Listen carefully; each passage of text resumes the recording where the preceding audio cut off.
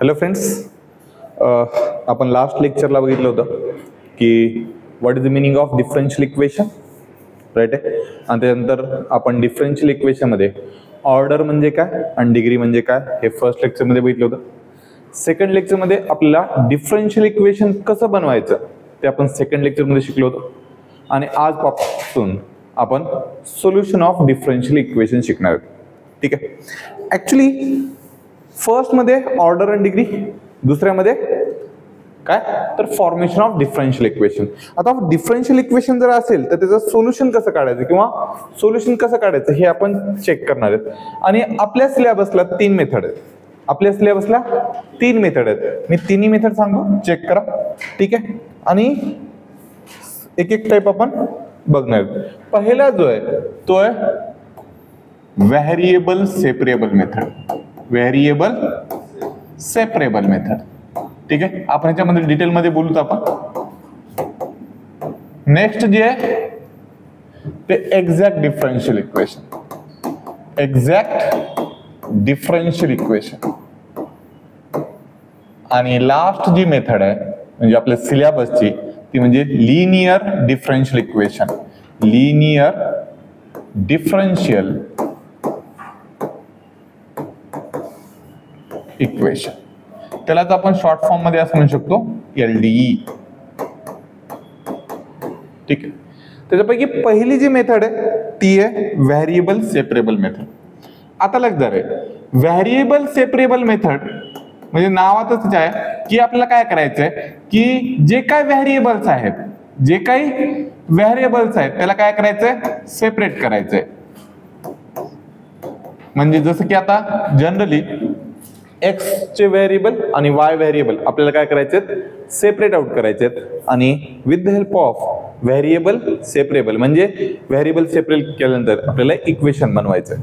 ठीक आहे. आता नीट ऑब्झर्व करा. आणि आपल्या सिलेबसला फर्स्ट ऑर्डर डिफरन्शियल इक्वेशन आहे म्हणजे फक्त dy/dx च्या फॉर्मॅटमध्ये येणार आहे. ठीक आहे. याच्यामध्ये काय करायचंय variable separable in the sense, आणखी एकदा रिपीट करतोय, व्हेरिएबल आपल्याला सेपरेट करायचं. जसं की एक्स आणि वाय व्हेरिएबल मध्ये इक्वेशन येणार आहे तर एक्स व्हेरिएबल एका साईडला, वाय व्हेरिएबल दुसऱ्या साईडला करायचंय आणि त्याच्यानंतर त्याला इंटिग्रेशन करायचं आणि सॉल्व्ह करायचं.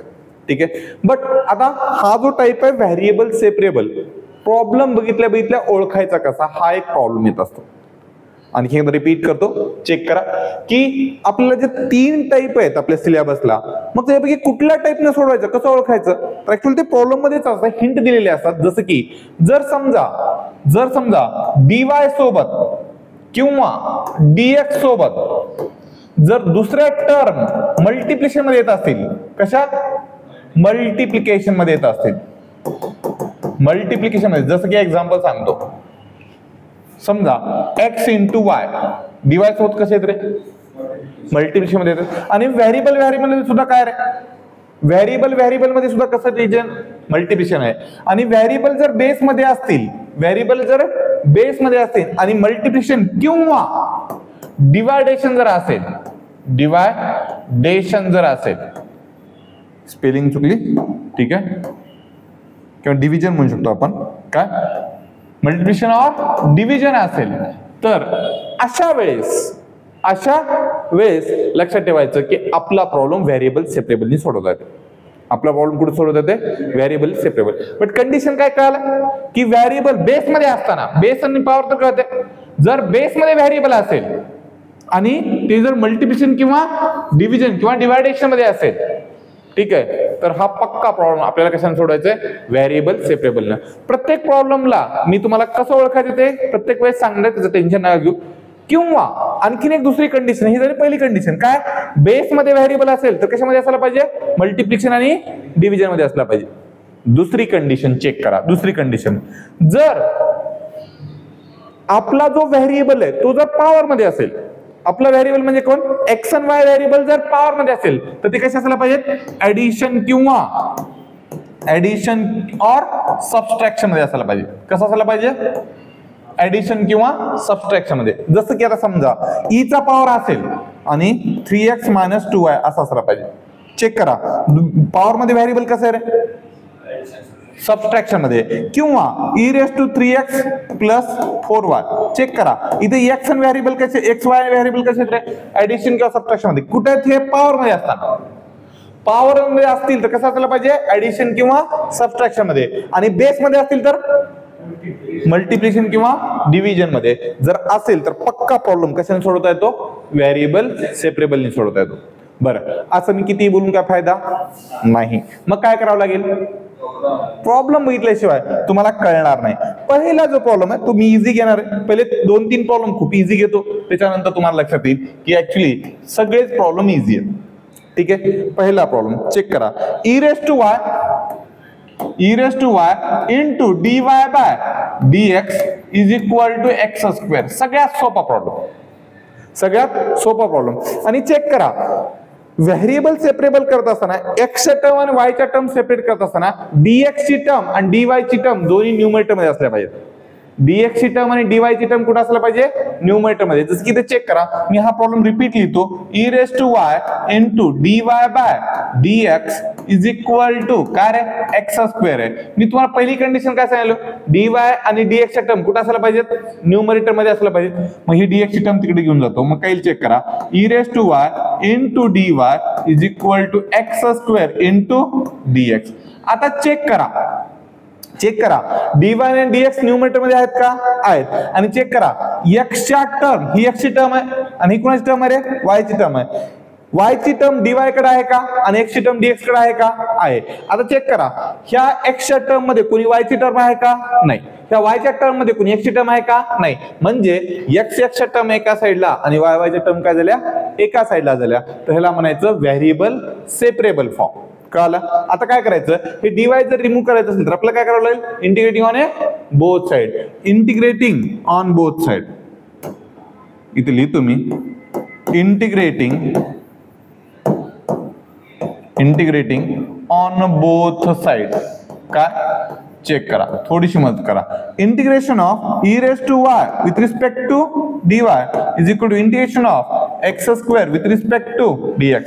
मग e⁻x जर आला असता, इथे जर e⁻x विथ रिस्पेक्ट टू झाला तर इंटिग्रेशन काय आलं असतं रे, e⁻x झालं असतं. सेम आहे e⁻y with respect to y तर काय येईल, e⁻y ची इज इक्वल टू x² चे इंटिग्रेशन काय येईल, x³/3 आणि प्लस कॉन्स्टंट c. ह्याचा आपण कॉन्स्टंट c लिहू शकतो, ह्याचा आपण कॉन्स्टंट c. शेवटी पुन्हा एक कॉन्स्टंट एक c लिहिता येते, म्हणून आपण डायरेक्टली एकच कॉन्स्टंट लिहिला. कळाला. e⁻y is equal to x³/3 + c. हे या डिफरन्शियल इक्वेशनचं सोल्युशन आहे. म्हणजे ह्याचं जर डिफरन्शियल इक्वेशन बनवलं तर अजून हेच बनणार आहे. कळालं. म्हणजे असं त्यांनी डिफरन्शियल इक्वेशन दिलं असेल त्याला in the form of solution लिहायचं. कळालं. लिहा.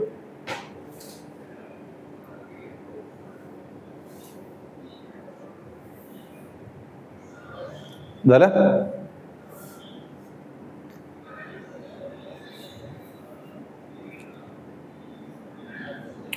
आणि थोडं लवकर लवकर लिहा, कारण कसं आहे प्रॉब्लेम जास्त झाले पाहिजे.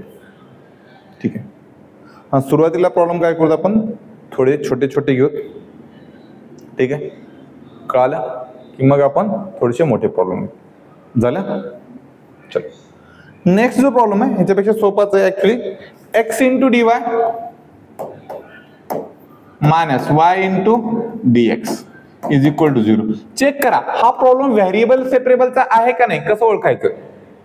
तर सिंपल आहे. कसं रे, तर चेक करायचं dy सोबत रिलेशन काय रे, मल्टिप्लिकेशन मध्ये आहे का, आहे. आणि dx सोबत रिलेशन काय रे, मल्टिप्लिकेशनचं आहे. मी तुम्हाला सांगितलं होतं जर डायरेक्टली टर्म जर मल्टिप्लिकेशन मध्ये येत असतील तर काय करायचं आपल्याला, व्हेरिएबल सेपरेबल. मग काय करायचं, हे dx ला तिकडे घेऊन जा. x × dy is equal to minus term तिकडे जाऊन काय होईल रे, प्लस y × dx होईल का, चेक करा.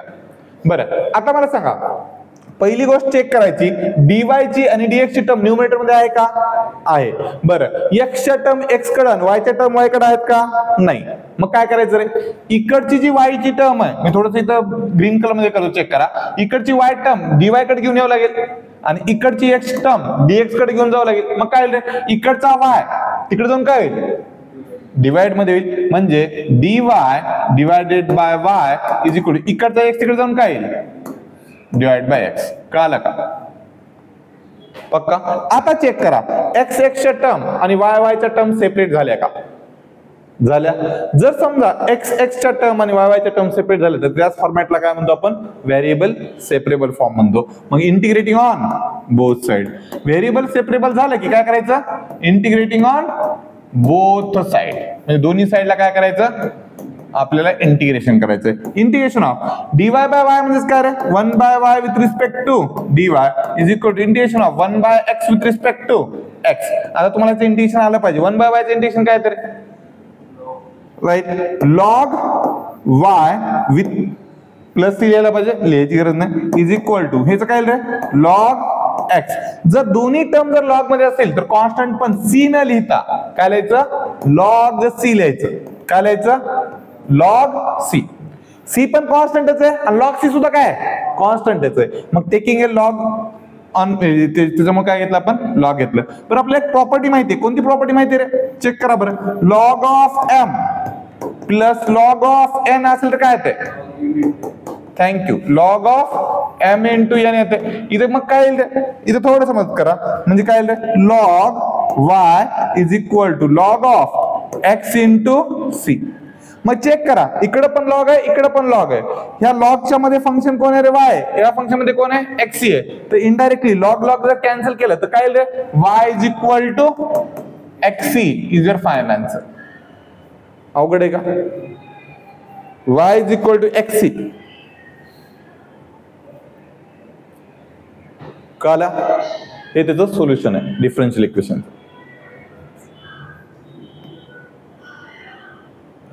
कळत आहे? चल गडबड तर नाही ना?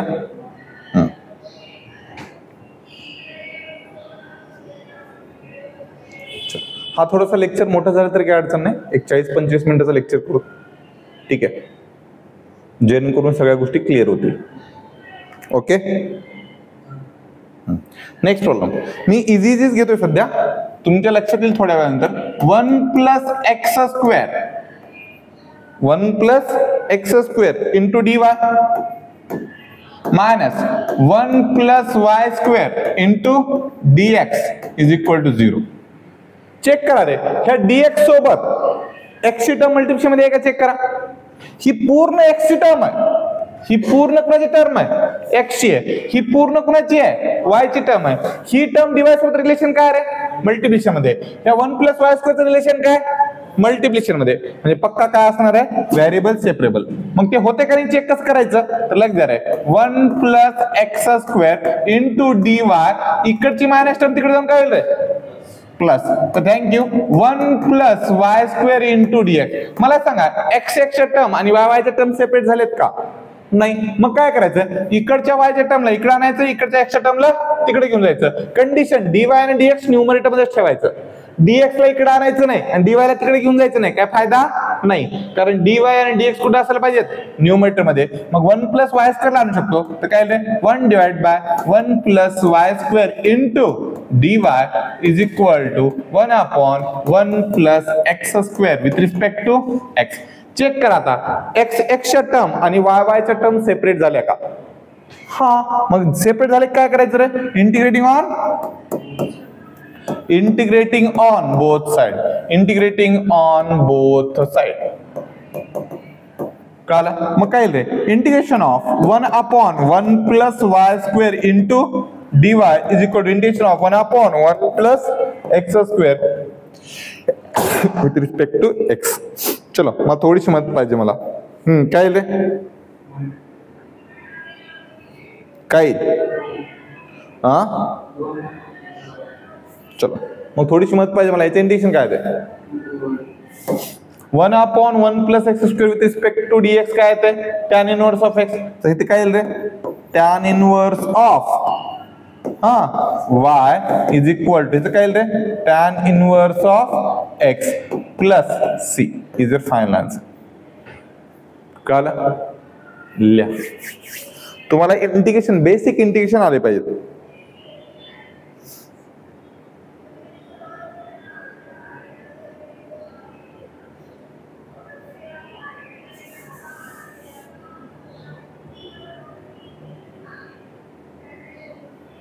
चलो इथपण काय अडचण आहे? लिहा मग. आता तुम्हाला नेक्स्ट प्रॉब्लेम पासून कळेल की मी व्हेरिएबल सेपरेबलची कंडिशन काय सांगितली होती. ठीक आहे, हे झालं का चेक करा.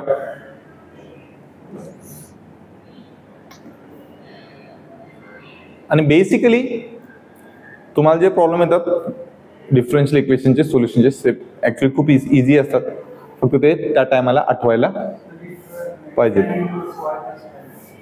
हा, integration of 1/1 plus x square with respect to d x, याचं इंटिग्रेशन काय आहे? तसं 1/1 plus y square with respect to d y काय येईल? tan इनव्हर्स वाय येईल ना. व्हेरिएबल कोण इथं? एक्स स्क्वेअर असताना विथ रिस्पेक्ट टू एक्स होतो तेव्हा tan इनव्हर्स ऑफ एक्स लिहिलं, तर y square with respect to d y असेल तर काय येईल? कळलं का? बेसिक फॉर्म्युला आहे ना ते. चलो लग जा रहा है. Sine x into cos y into d y, ठीक है, plus sine y into cos x into d x is equal to 0. बर, तुम्हाला एक मी क्रायटेरिया सांगितला होता, आठवते का? चेक करा की ह्या dx सोबत किंवा dy सोबत, तुम्ही dx सोबत करा की dy सोबत करा, हे dy सोबत y च्या टर्म किती आहेत रे? एक आहे cos y आणि x ची टर्म किती आहे? sin x. या तिघांमध्ये रिलेशन काय? चेक करा. दोन डिफरंट फंक्शन मध्ये हे x ची टर्म आहे, ही y ची टर्म आहे, पुन्हा ही y ची टर्म आहे, या तिघांमध्ये रिलेशन काय? मल्टिप्लिकेशन. ठीक आहे, बरं दुसरीकडे चेक करा, हे y ची टर्म आहे, हे x ची टर्म आहे, ही x ची टर्म आहे, रिलेशन काय? जर बेस मध्ये असताना जर मल्टिप्लिकेशन असेल तर डेफिनेटली काय असतो? Variable separable. मग थोडीशी मदत पाहिजे मला, थोडीशी लग द्या. बरं, हे सगळं करत असताना एक्सच्या टर्म आणि वायच्या टर्म सेपरेट करत असताना चेक करायचं, इकडची प्लस टर्म तिकडे जाऊन काय होते? डीएक्सच्या पूर्ण टर्मला घेऊन जायचं. फक्त डीएक्स ला घेऊन जायचं का? नाही, पूर्ण टर्मला घेऊन जावं लागेल. काय रे? Minus sine y cos x into dx. आधी पहिल्यांदा काय करायचं? डीएक्स ची डीवाय ची टर्म न्यूमरेटर मध्ये आहे का चेक करायचं. चेक करा, लेफ्ट साइडला डीवाय न्यूमरेटर मध्ये आणि राईट साइडला डीएक्स काय न्यूमरेटर मध्ये आहे. आता डीएक्स कडे एक्स च्या टर्म घेऊन जायच्या आणि डीवाय कडे वाय च्या टर्म घेऊन जायच्या, त्यालाच आपण व्हेरिएबल सेपरेबल फॉर्म म्हणतो. राईट आहे. आता मला सांगा, थोडीशी मदत करा, इथे चेक करा, इथे डीवाय कॉस वाय इथेच राहील, इकडचा साइन वाय इकडे काय होईल? डिवाइड होईल. म्हणजे काय रे? कॉस वाय, ठीक आहे, divided by sine y into d y is equal to, इथला मायनस ऍज इट इज आहे बरं का, मायनस कॉस एक्स, इकडचा जो साइन एक्स आहे तिकडे जाऊन काय होईल रे? डिवाइड होईल साइन एक्स इंटू dx. आता मला थोडीशी मत पाहिजे, एक्स एक्सच्या टर्म आणि वाय वायच्या टर्म सेपरेट झाल्या का? हो किंवा नाही? हो. मग काय करायचं रे? Integrating on both side. X एक्सच्या टर्म आणि वाय वायच्या टर्म सेपरेट झाल्या तरच इंटिग्रेशन अप्लाय करायचं. का? Integrating on both side. काय रे? Integrating on both side. Check करा काय रे?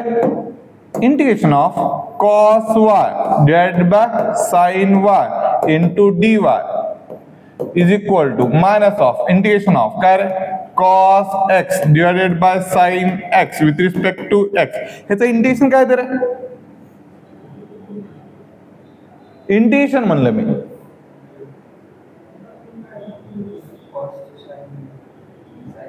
फायनल आन्सर सांगायचं, ते कॉसचं साइन येते का साइनचं कॉस येते मला नाही माहिती.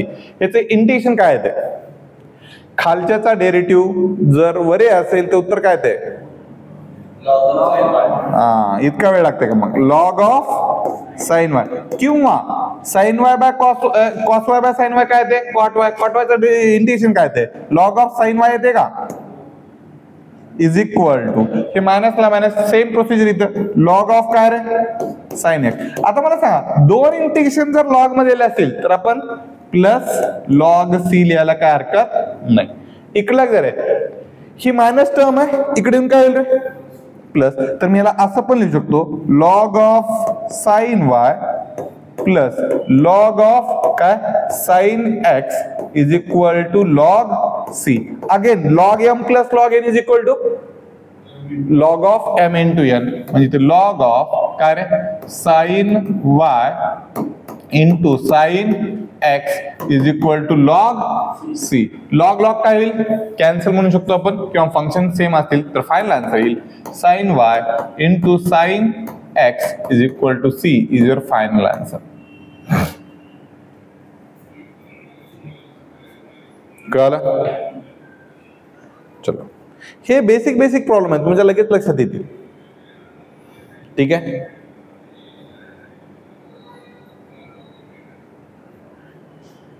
बरं, आणखीन एक सेम प्रॉब्लेम घ्यायचा. चलो, सेम प्रॉब्लेम घेऊ.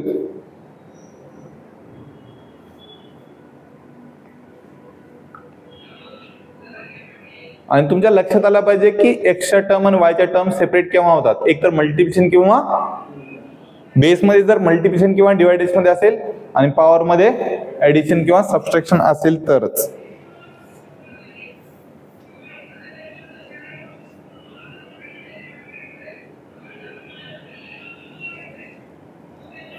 ठीक आहे.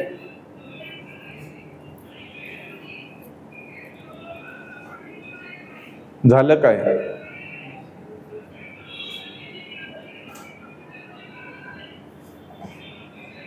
अरे झालं का?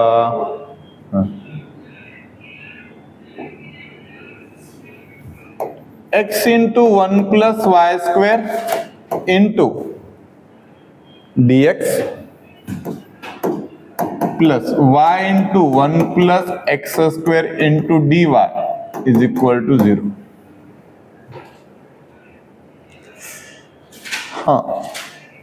हा एक प्रॉब्लेम, आणि याचा पुढचा एक प्रॉब्लेम ना थोडस लक्ष द्यायचं बरं का, कारण हे जर कळलं की मग बाकीच्या गोष्टी लगेच कळतात तुम्हाला.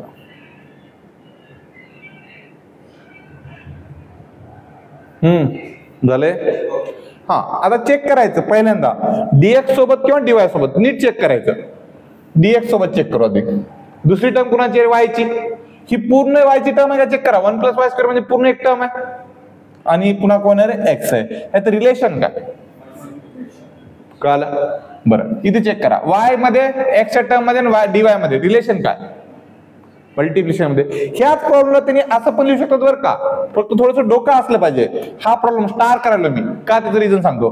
हे प्रॉब्लेम असं नाही देतात, त्यांनी असं देतात x plus x into y square into dx plus y into x square with respect to dy is equal to 0. हे प्रॉब्लेम सेम आहे का डिफरंट आहे?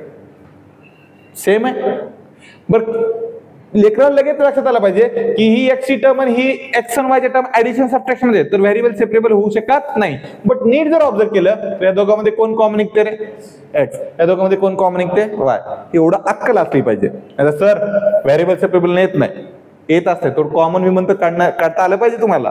ठीक आहे. मग आता व्हेरिएबल सेपरेबल जर करता येत असेल तर मी हे प्रॉब्लेम थोडस इथे करतो, चेक करा. हाच प्रॉब्लेम आहे. ठीक आहे. तर काय करावं लागेल रे? आधी dx च्या टर्म तिकडे घेऊन जा किंवा dy च्या टर्म तिकडे घेऊन जा. कुणाला घेऊन जाऊ? काय बिघडत नाही. x into 1 plus y square into dx ही प्लस टर्म तिकडे जाऊन काय होईल रे? Minus 1 plus x square into dy. आता थोडीशी लक्षात आहे. मला सांगा dx आणि dy न्यूमरेटर मध्ये आहेत का? आहेत. मग dx कडे कोणत्या टर्म घेऊन जायच्या? x च्या, आणि dy कडे कोणत्या टर्म घेऊन जायच्या? y च्या. मी ते चेक करा. हे dx आहे तर हे x लागणार आहे, हे 1 प्लस वाय स्क्वेअर लागणार आहे का? नाही. या 1 प्लस वाय स्क्वेअरला काय करायचं? तिकडे घेऊन जायचं. म्हणजे काय होईल रे? इकडचा 1 प्लस वाय स्क्वेअर तिकडे जाऊन काय होईल? डिवाइड. आणि तिकडचा 1 प्लस एक्स स्क्वेअर इकडे काय होईल? डिवाइड. म्हणजे काय होईल? x divided by 1 plus x square with respect to x is equal to minus of y divided by 1 plus y square into dy. Correct आहे रॉंग आहे? चेक करा x च्या टर्म आणि y च्या टर्म सेपरेट झाल्या का? लई लवकर होतात, टेन्शन नका घेऊ. फक्त थोडंसं नीट लक्ष दिलं तर. ठीक आहे. मग काय रे, जर x च्या टर्म आणि y च्या टर्म जर सेपरेट झालं त्याला काय म्हणायचं? Variable separable form. आणि एकदा जर व्हेरिएबल सेपरेबल फॉर्म मध्ये आलं तर काय करायचं? Integrating on both side. काय? Integrating on both side. मग काय रे? चलो थोडीशी मत करा. Integration of x divided by 1 plus x square with respect to x is equal to minus of 1 divided by 1 plus x square, sorry x square नाही Y, हा कळेल ना, त्याने उग काही म्हणत जाऊ नको, Y divide by 1 plus y square into d Y. इथे चेक करा खालचा डेरिव्हेटिव्ह वगैरे आहे का, ऍडजस्ट करू शकतो का,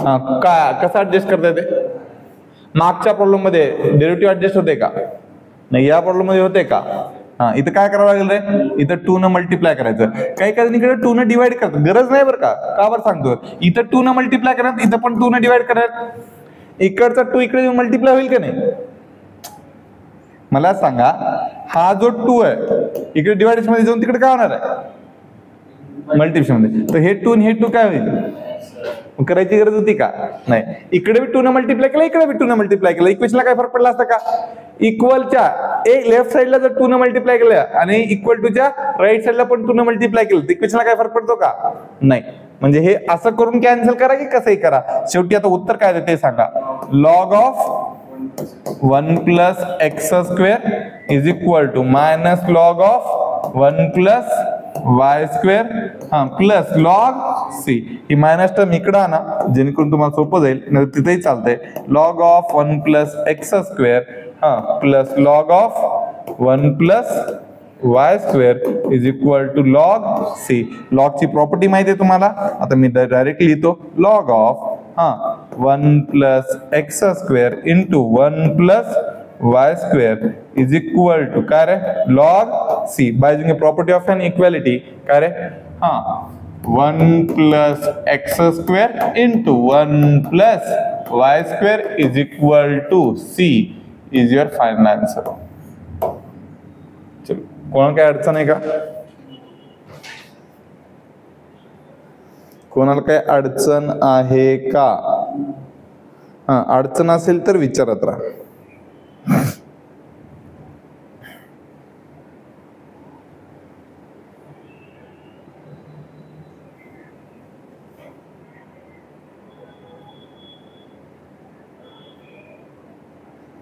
ठीक आहे,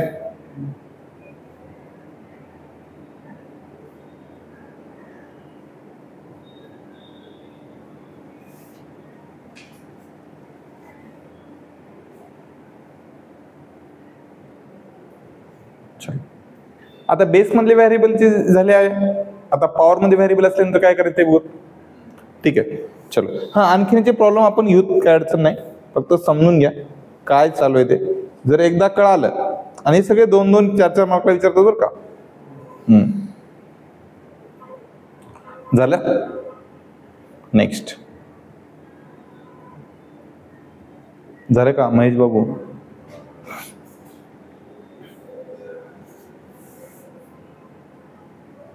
निवांतल्या बरं, कळायले ना, इझी पार्ट आहे, बस असले क्वेश्चन विचारतात परीक्षेला.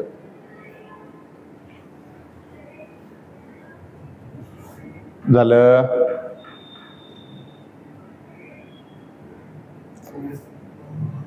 चलो असाच एक प्रॉब्लेम आहे, थोडस कंटिन्युअसली यूज करतात ते, लेक्चर आहे, dy बाय dx is equal to e raise to x minus y. ठीक आहे, प्लस म्हणजे आधी हेच करू का, आधी हेच करू का, हा एकच प्रॉब्लेम करू, थोडासा छोटावाला, मग याच्यानंतर थोडासा मोठा घेऊ.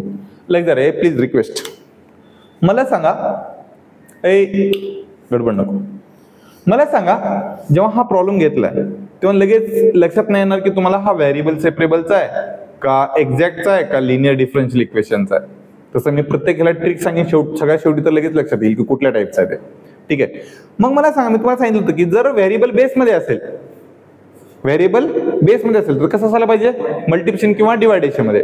पण तो व्हेरिएबल कुठे बे, पॉवर मध्ये. मग काय म्हणलं तुम्ही दुसरी कंडिशन, सबट्रॅक्शन मध्ये. तुम्हाला जर लॉ ऑफ इंडायसेस, त्याला आपण घातांकाचे नियम जर माहित असतील तर a raise to m divided by a raise to n ला कसं लिहू शकतो रे आपण, a raise to m minus n लिहू शकतो का नाही. मग मला सांगा, a raise to m minus n असेल तर a raise to m divide by a raise to n लिहू शकतो का, हो. मग एवढं जर तुम्हाला थोडीशी अक्कल असेल तर इथं आपण कसं लिहू शकतो चेक करा. त्याला 2-3 पद्धतीने लिहू शकतो, dy बाय dx equal to e raise to x divide by e raise to y. कळालं का, हा किंवा नाही. चेक करा, x ची टर्म आणि y ची टर्म डिवायडेशन मध्ये आली का? मी काय म्हणलं होतं रे, x ची टर्म आणि y ची टर्म जर बेस मध्ये असेल तर कुठं असायला पाहिजे? मल्टिप्लिकेशन किंवा डिवायडेशन मध्ये. टर्म म्हणलोय मी, ठीक आहे. आणि जर समजा व्हेरिएबल जर पॉवर मध्ये असेल तर काय करायचं? असायला पाहिजे. तर पक्का प्रॉब्लेम कशाचा असते? हा, आता चेक करा, dx तिकडे घेऊन जा म्हणजे काय रे, dy is equal to e raise to x divide by e raise to y into काय रे, dx. किंवा त्याला आपण असं इथं पण लिहू शकलो असतो बरं का, e raise to x into e raise to minus y असं लिहू शकलो असतो. कळलं? मग आता मला सांगा, e raise to x dx कडे आहे मान्य आहे, बरं e रेस टू y कुठे पाहिजे रे? dy कडे पाहिजे. म्हणजे काय रे, e raise to y into dy is equal to e raise to x into dx. Check करा आता, x च्या टर्म आणि y च्या टर्म सेपरेट झाल्या का? हा, मग काय म्हणायचं इथं? इंटिग्रेटिंग ऑन कसं? Thank you, both side. मग मला सांगा, इंटिग्रेटिंग ऑन बोथ साइड केल्यानंतर integration of e raise to y with respect to dy is equal to integration of e raise to x with respect to dx येईल का? मग e raise to y चं integration काय आहे? e raise to y आणि e raise to x चं integration काय आहे? Plus is a final answer. अवघड आहे?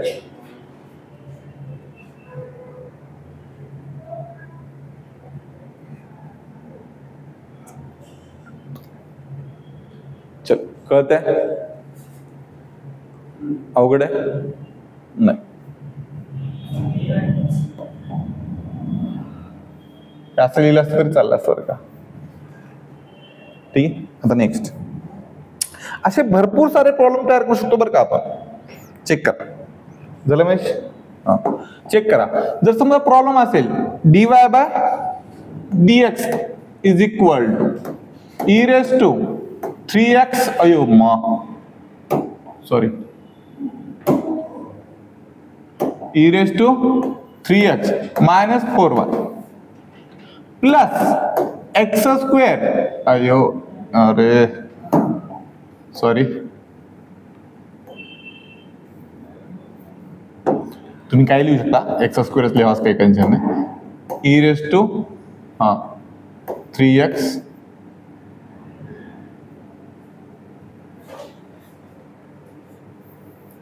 एक minute, e raise to 3x नको, e रेस टू 3x नको, e raise to minus 4y असं करा.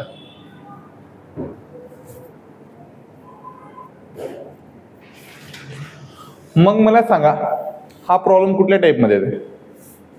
असं बघितलं थोडंसं कन्फ्युज होऊ शकते. आणि कोणी जर म्हणतील सर व्हेरिएबल सेपरेबल मध्ये येईल, तर का? तर हा प्रॉब्लेम कुठं चालू आहे? व्हेरिएबल सेपरेबल मध्ये चालू आहे. तर तुम्हाला असं वाटलं की व्हेरिएबल सेपरेबल आहे, असं नाही ओळखायचं.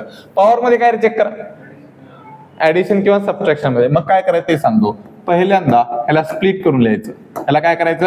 स्प्लिट करून लिहायचं. e raise to 3x into e raise to minus 4y plus x square into e raise to minus 4y. या दोघातून काय कॉमन काढता येईल? किंवा डिवायडेशन मध्ये लिहिता येते बरं का. डिवायडेशन मध्ये लिहू का? डिवायडेशन मध्ये लिहू का डायरेक्टली कॉमन काढू? बर, डिवायडेशन मध्ये लिहितो. e raise to 3x divide by e raise to plus 4y येईल. आता खाली गेल्यावर काय येत असते? Plus 4y plus x square divide by e raise to 4y. जर दोन रेशोचे डिनॉमिनेटर जर सेम असतील, दोन रेशोचे डिनॉमिनेटर जर सेम असतील तर काय होतं रे? न्यूमरेटरची ऍडिशन असेल ऍडिशन, सबट्रॅक्शन असेल सबट्रॅक्शन करतो. करेक्ट आहे का? e raise to 3x plus x square. आता चेक करा, ही एक टर्म आहे न्यूमरेटर मध्ये आणि ही एक टर्म आहे डिनॉमिनेटर मध्ये. ही व्हॅल्यू कुणाची आहे रे? dy बाय dx ची. मग काय करतो? dy is equal to e raise to 3x plus x square into dx divided by e raise to 4y करतो. चालतंय का? काय लिहितो? e raise to 4y. मग मला सांगा, e raise to 3x x ची टर्म आहे, x स्क्वेअर x ची टर्म आहे, बरोबर आहे, आणि dx x ची टर्म आहे. फक्त e रेस टू 4y कोणाची टर्म आहे रे? y ची. ती y कडे घेऊन या. e raise to 4y into dy is equal to integration कशाला? काय रे? e raise to 3x plus x square into dx. आता चेक करा, x x च्या टर्म आणि y y च्या टर्म सेपरेट झाल्या का? झाल्या. सेपरेट झाले काय करायचं रे? Integrating on both side. Integrating on both side. मग काय ते integration of e raised to 4y into dy into is equal to integration of काय रे e raised to 3x plus x square with respect to x. मग थोडीशी मत पाहिजे. e raised to 4y चं इंटिग्रेशन काय तर e raised to 4y divided by 4 is equal to e raised to 3x चं इंटिग्रेशन काय ते e raised to 3x divided by 3 आणि x स्क्वेअरचं इंटिग्रेशन काय ते x क्यूब बाय 3 आणि सगळ्याचा कॉन्स्टंट c. दोघांचा डिनॉमिनेटर कसा आहे आणखीन सेम. तर e raised to 4y divide by 4 is equal to denominator जर सेम असेल तर एकदाच लिहायचं e raised to 3x plus x cube plus c is your final answer. काय अडचण आहे का? चलो ठीक आहे. आणखीन एक प्रॉब्लेम घ्यायचा. चलो आणखी एक प्रॉब्लेम लिहा लवकर. म्हणजे तुमच्या एक गोष्ट लक्षात आली असेल की इंटिग्रेशन अवघड नाही.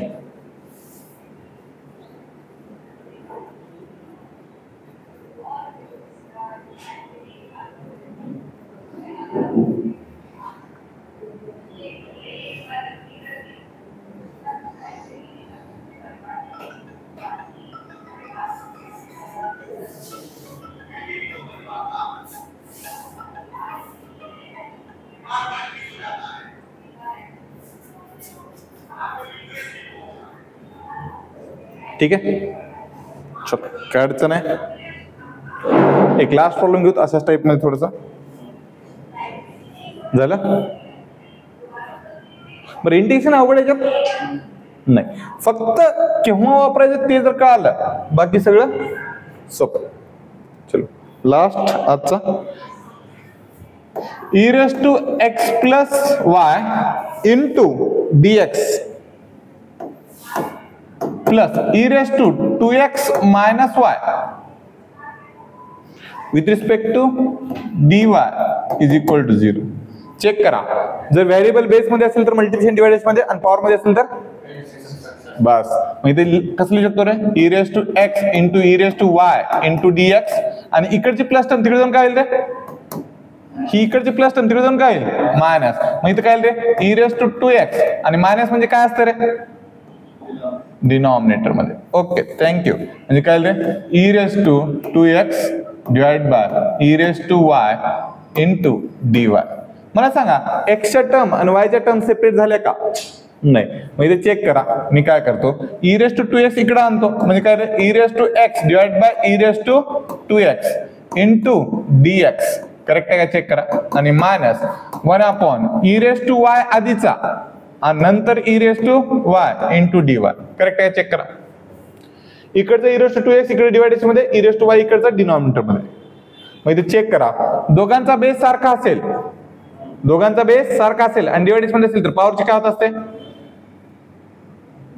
सबट्रॅक्शन. म्हणजे e raised to x minus 2x with respect to dx. इथे काय रे दोघांचा बेस कसा आहे सेम. पॉवरची काय होईल addition y plus y into dy. Correct आहे का? मग याला निवांत लिहितो मी e raised to minus x with respect to x minus of e raised to y plus y काय ते रे खाली 2y वर घेतलं तर इंटू dy. चेक करा x च्या टर्म y च्या टर्म सेपरेट झाले का? मग काय करायचं इंटिग्रेटिंग ऑन बोथ साइड. चलो मग थोडीशी मदत करा मला. Integration of e raised to minus x with respect to x is equal to minus of integration of e raised to कसले मायनस 2y इंटू dy. तर e raised to minus x integration काय रे e raised to minus x divided by minus 1 is equal to minus of e raised to minus 2y divided by minus 2 plus c. म्हणजे काय रे minus of e raised to minus x is equal to minus minus काय होईल रे cancel e raised to minus 2y divided bye 2 plus c is your final answer. कळलं? अवघड आहे. आणखी याला सिम्प्लिफाय करू शकतो बट इथपर्यंत लिहिलं तरी चालतंय. कोणाला काय अडचण नाही. जर समजा इथपर्यंत जर तुम्हाला व्हेरिएबल सेपरेबल फॉर्म कळाला असेल तर व्हिडिओला लाईक, चॅनलला सबस्क्राईब करायचंय आणि हा व्हिडिओ जास्तीत जास्त विद्यार्थ्यांपर्यंत काय करायचंय, शेअर करायचंय. थँक्यू.